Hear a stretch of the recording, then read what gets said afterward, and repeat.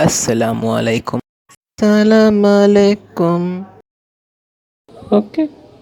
The Russian invasion of Ukraine has reached its 12th day, and this entire conflict or crisis or invasion is encircled by thousands of hypocrisies.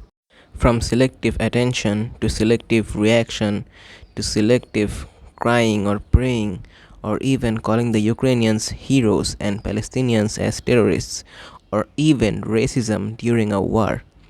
This conflict is one of the craziest Europe has seen so far. But out of all hypocrisies or all double standards, there are some double standards and hypocrisies we failed to notice, and today I will talk about one of them. That is funding. After only 12 days of war, the World Bank has approved $723 million of loans and grants for Ukraine. And it plans to give $3 billion more in the coming months in support of the country. There are some key points to note here. Number 1. This is after only 12 days of war. Number 2. The war has only started, which means Ukraine will use this money to buy weapons. Number 3.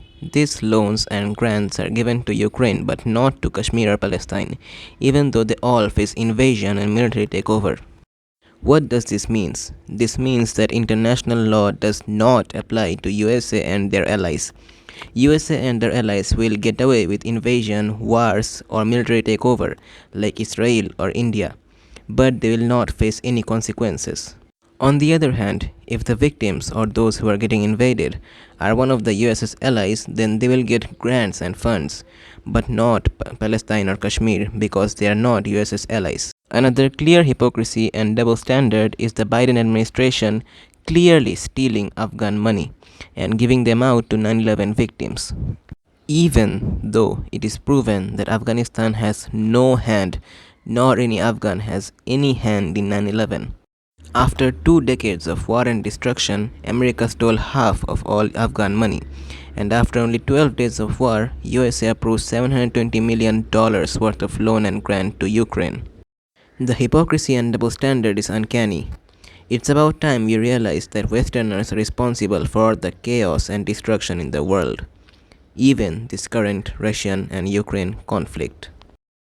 الإسلام بشرى إننا نلمح فجرا في شباب قد أشادوا صحوة للدين كبرى.